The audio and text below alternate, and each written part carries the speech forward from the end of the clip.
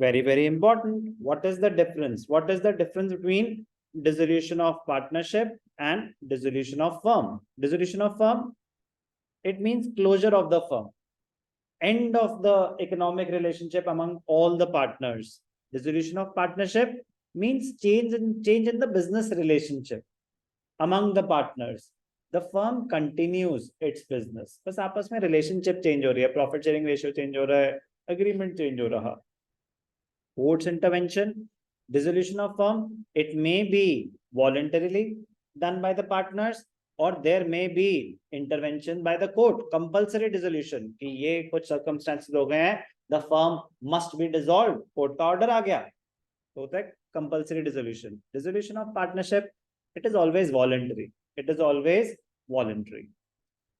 Business continuation, whether the business will continue. Dissolution of firm में, no, the business comes to an end. Dissolution of partnership में, firm continues. Closure of the books. Closure of the books, क्या आपको books close करनी पड़ेंगी? मतलब आपको सारे ledger accounts close करने पड़ते हैं, assets dispose of, liabilities pay off.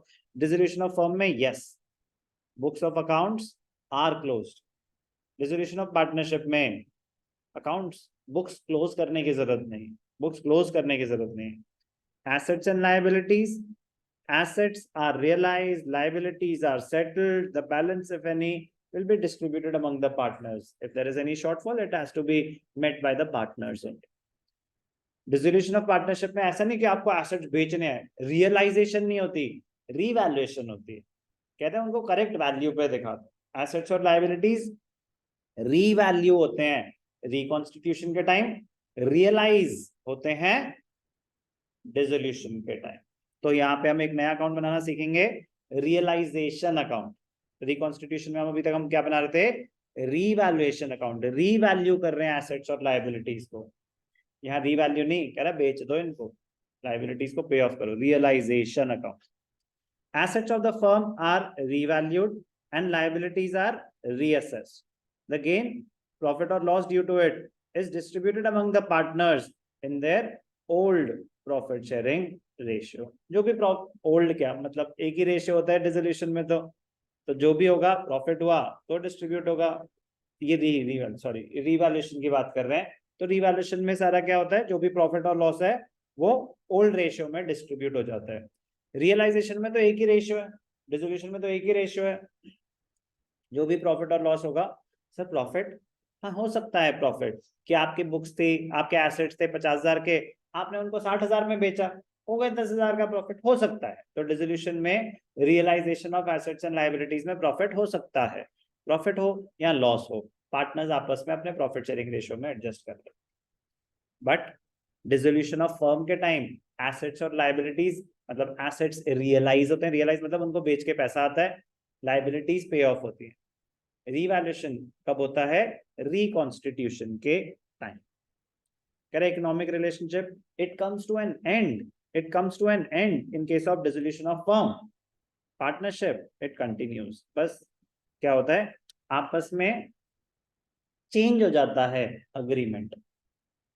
Effect, dissolution of firm also means dissolution of partnership. जब फर्म डिसॉल्व हो रही है तो पार्टनरशिप तो डिसॉल्व हो ही रही है. बट जब पार्टनरशिप डिसॉल्व हो रही है तो जरूरी नहीं है कि फर्म भी डिसॉल्व. ओके, जब फर्म डिसॉल्व हो रही है तो एग्रीमेंट तो खत्म हो ही गया. बट सिर्फ एग्रीमेंट खत्म हो गया तो जरूरी नहीं है कि फर्म डिसॉल्व हो गई. एग्रीमेंट खत्म हो गया, चलो नया एग्रीमेंट बनाया, प्रॉफिट शेयरिंग रेशियो चेंज हो रहा है, एक नया पार्टनर आ गया, चलो नया टर्म्स एंड कंडीशंस.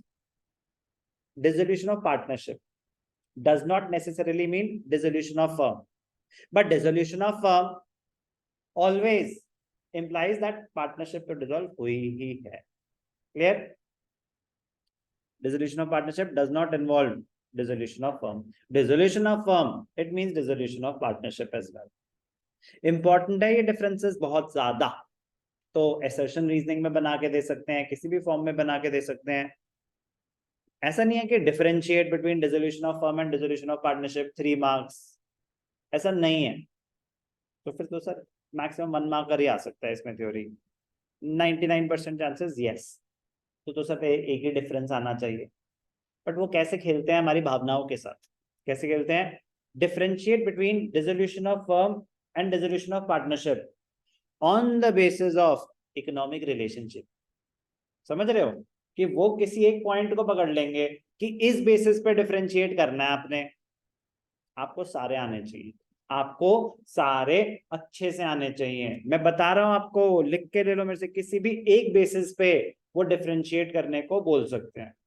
तो ये गलती मत करना कि कोई भी एक दो याद कर लेते हैं, नहीं, आपको सारे के सारे याद होने चाहिए। याद सेकंड होता है, फर्स्ट समझ आने चाहिए। समझ तो आ ही गए होंगे आई होप।